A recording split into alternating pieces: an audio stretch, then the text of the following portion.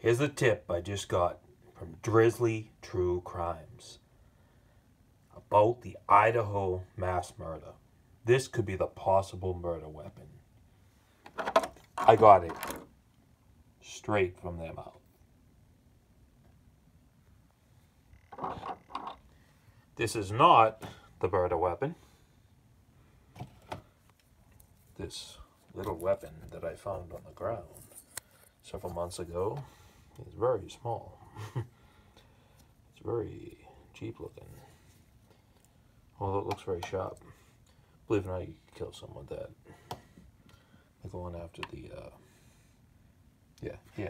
jugular. The one that. Now my regular camera isn't working. It doesn't want to work. And so I'll have to demonstrate what blade I do believe was used or similar. Before I cut my hand. And that will be, as I zoom out over my demonstration. This is a modern K-Bar D2 steel extreme fighting knife. Behind it is my my Halloween prop that didn't sell. I spent a lot of time making this thing. It was like hell getting 99% alcohol to activate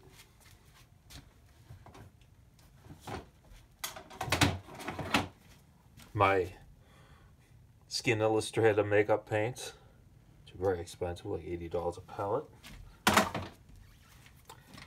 But howsoever, this little skeleton will demonstrate fine.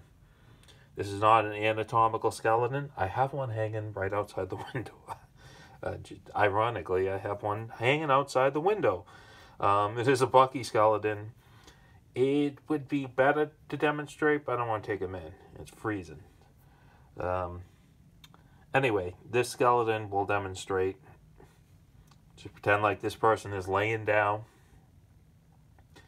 So, yes, part of him is ripped away. Like the pancreas would be over here, the liver will be over here. Here's the sternum, which is cartilage. Hence why you can, compress on it and give a person CPR or whatever. And behind that is the lungs, of course. And that's the only features we need to focus on. As I unshield, see why I think that this type of knife, since they said it was a K-Bar, people have been saying it is a K-Bar. Okay, let's go with that. This K-Bar is made out of slightly different type of steel called D2. I'm not a connoisseur of any of those things. Like many K-Bars, it has, the blade up here and a full blade. It's full tang. I mean, it goes all the way to the end, you see. I guess they call this the pommel. The guard up here. And you'll see right here, you have a serrated section on one side. These like saw teeth. Rip teeth, if you will. And basically the killer, if they approach them like this, come right down where the liver would be, and like this, you go in deep enough, because they're going to go right through the mattress and stuff, and then open it up even more. And the father said that the wounds on his daughter were more intense than the wounds on the girl sleeping in the same bed. I don't know what kind of a bed it was, because I'm not following this like my religion, like Drizzly True Crimes, but I'm going to suggest that the bed was no bigger than a king. It probably wasn't even a queen. In a house like that, frat house, whatever you want to call it, it's probably a twin or a double, more than likely. Could be a queen or something like that, but really there's not a lot of real estate. And one person has certain types of wounds, entry wounds, they believe was the same knife.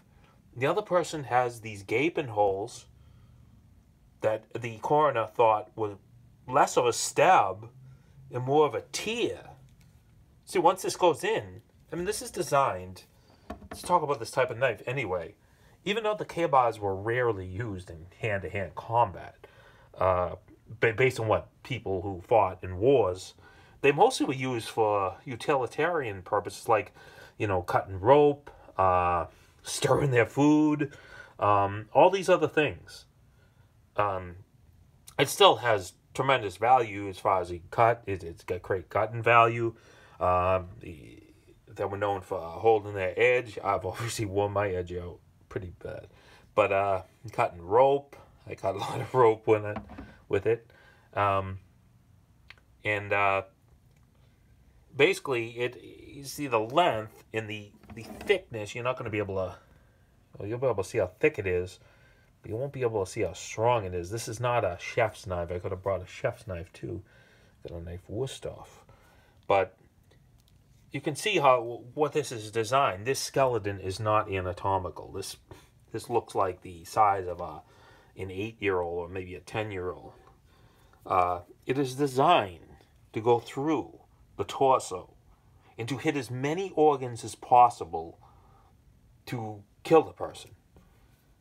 And according to the father, who has every right to be upset with the police, call them cowards, blah, blah, blah, in these stupid websites, these stupid YouTube channels. Oh, everybody be respectful. Let's be respectful. We gotta. Oh, this cop is doing such great things. Oh, they're gonna help us and everything. They won't even come out and say what gender the murderer was. And the father of one of the girls, he went to the coroner. And based on what he concluded from the coroner, and probably even the mortician, that it was a person of strength. He was told that. That wasn't his own conclusion. So, the person thrusts this knife into his daughter. Thrusts it. And once he gets down to this, he pulls back as hard as he can. And trust me, all you little PC fucks out there, a man is stronger than a woman, pound for pound. Even a little dork is stronger than a woman. We have bigger bodies. We have larger hands. We have larger everythings. And then he goes to the chest. The chest, whatever.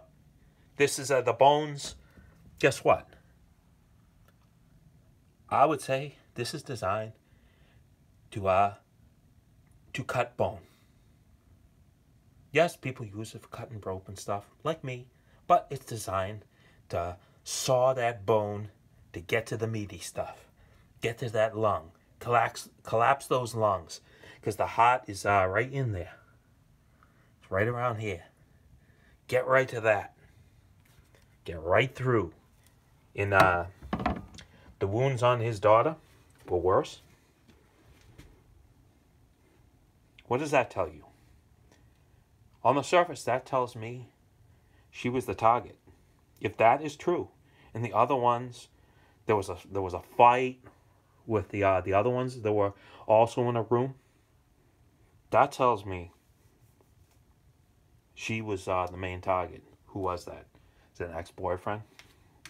Is it someone that stalked her, fantasized about her? We had a murder in this city many years ago. The guy had planned. He was supposedly a racist that wanted to kill as many blacks and Jews as possible. He spent most of his time raping one of the Cape Verdean girls. He killed one of them, and he raped the other. He might have raped both. I can't remember. And then he killed some black guy right outside the door. And he was supposed to be going to the Jewish bingo to kill all them. He never got there, and he crashed his car, and he was taken in. And he drew a swastika on his forehead, and then killed himself in prison eventually. If he was such a racist, what was he doing sticking his dick in someone he considers to be inferior? I'll tell you why.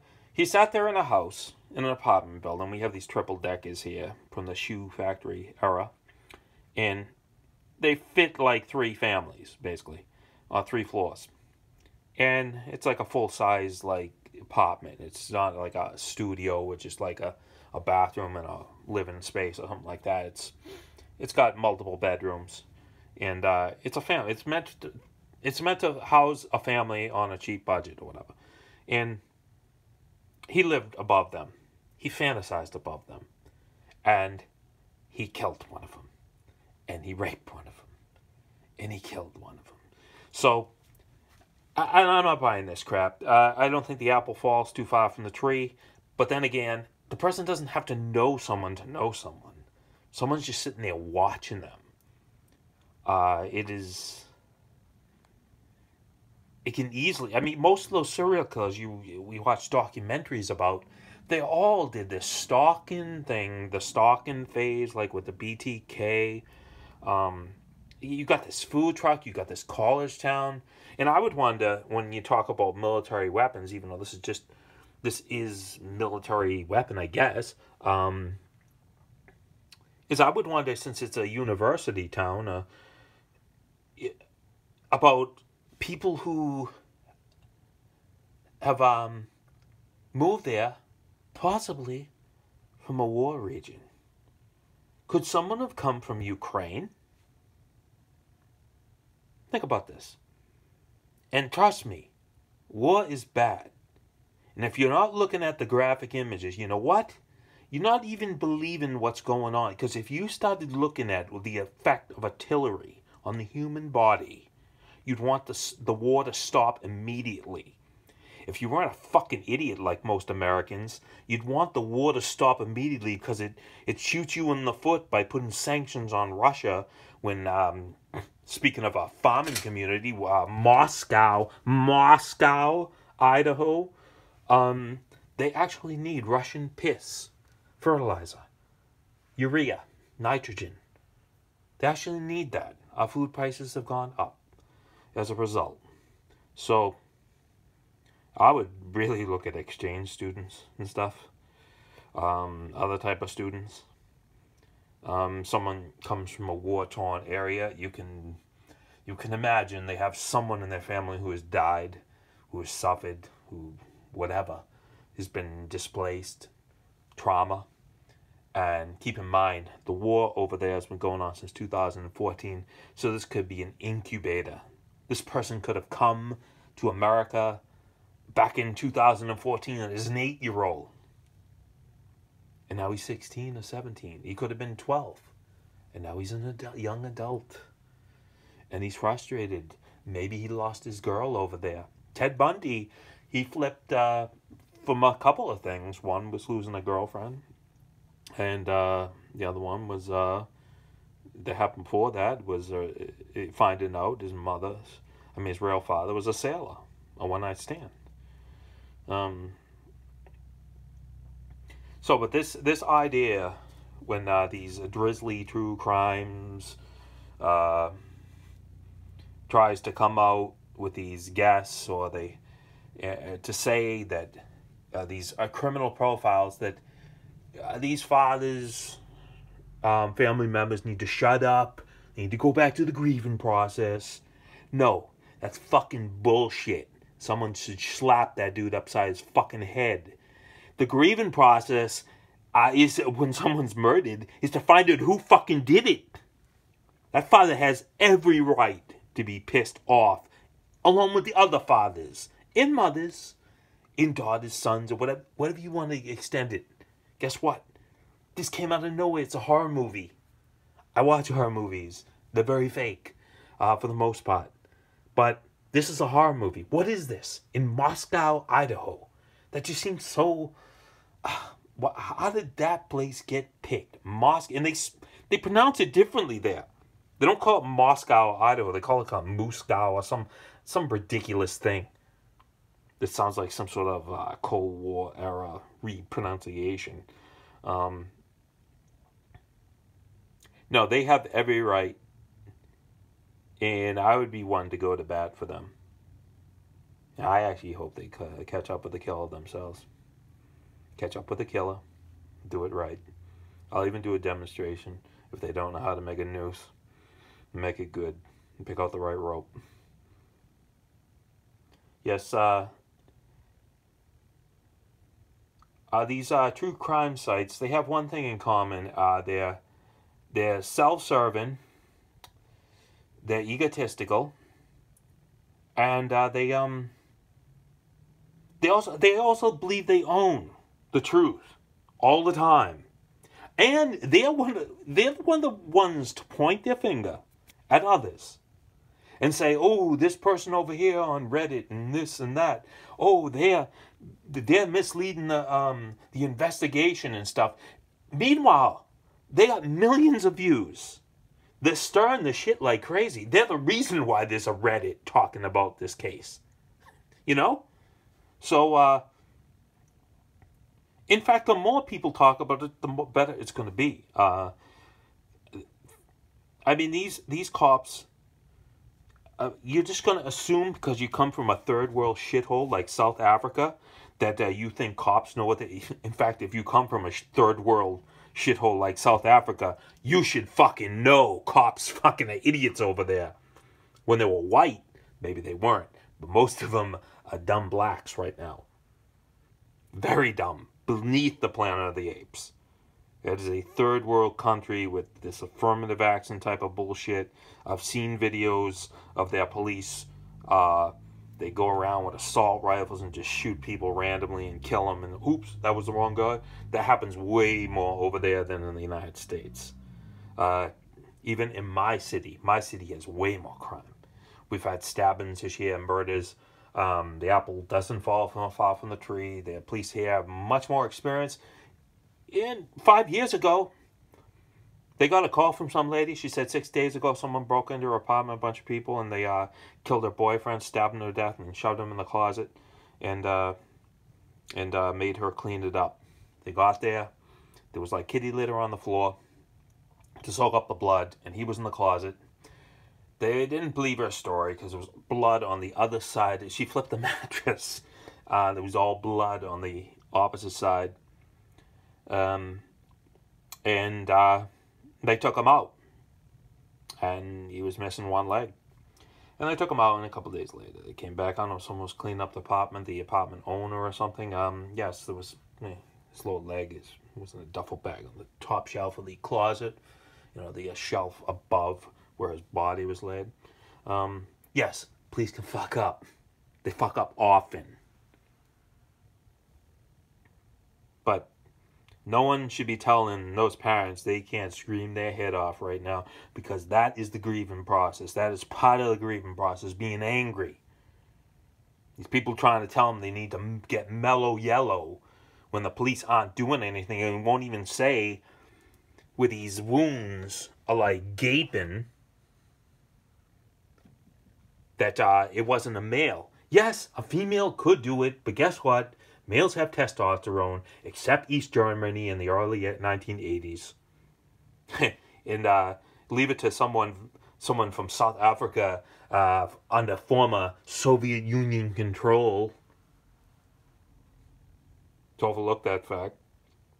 But they would just probably doing the same shit. You know, doping the females with testosterone. But it's not going to be a bearded lady. It's going to be some dude full of rage. And it's going to be sexual. And it's going to be... he's going to be there. He's going to be there, and he's going to do it again. And they don't think... they don't think the society should worry. It's a little friggin' sleepy town, and they're living in Halloween Part 14 or something. No, he's going to do it again. He might even do it with the same weapon. Cuts real deep. And right here, although any knife can, in this section, you're going to have ribs near the end. But this is going to get right past the ribs. Get under there. The liver goes up in here. It's like right around here, basically. It's no problem if that's the type of knife they used. Even a regular knife. But this would help better if it had a serrated edge like that. And these are, I looked this up because I had to look up,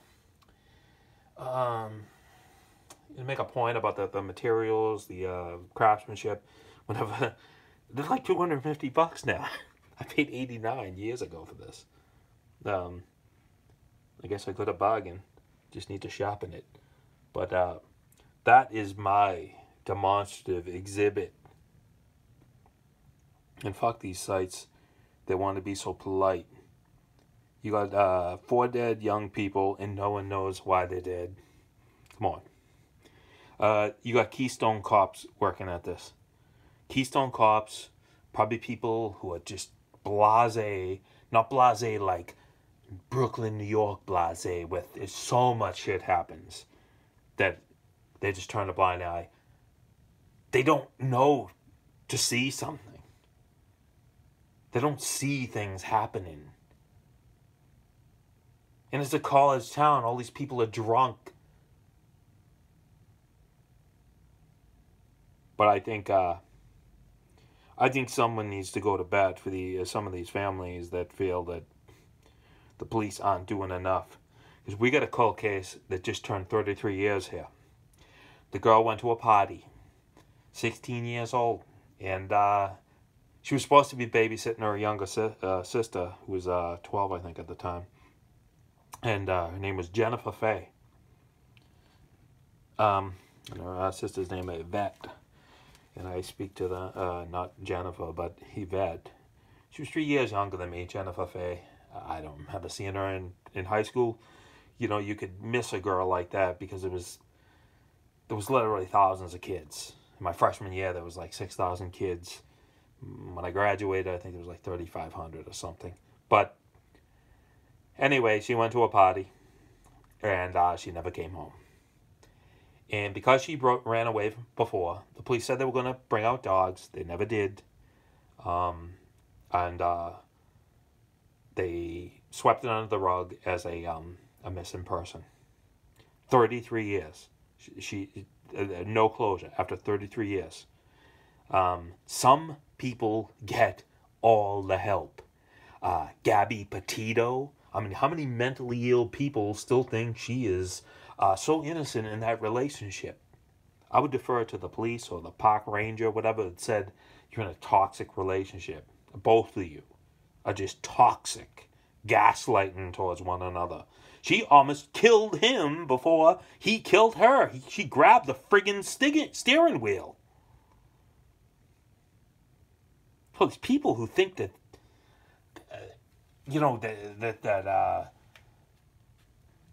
that everyone gets this sort of help, especially like black people, black girls that go missing. You better be a pretty looking black girl, I tell you that much, because no one's gonna look for you in the media. Oh, if you're blonde, the truth is they're going to look for you more. That is a sad, sick truth. But a lot of people think she was totally innocent in the whole matter. But you could easily see it on the video. She's grabbing the steering wheel. She's doing all this other shit. She's obviously mentally ill. And she's driving him crazy. He's driving her crazy. They're living in a van for months at a time. Never outside each other's presence. Go insane. People need their separation. But this is not going to get solved, this murder, until they can get some professionals in there from outside. And I mean way outside. They need to go way outside Idaho. They need to bring some people in from New York. And some other areas to lend their expertise, because I think they're in over their head. And don't bring any of these stupid drizzly, friggin' criminal profiles. Oh, knives are quiet attacks. They don't make that much noise. Oh, really now? You're killing 4 fucking people. It doesn't make any noise. These are the type of people that are working on the case. That's all I got to say about the matter. I hope they catch the little son of a bitch, and I hope they kill him immediately. Signing out with some truth.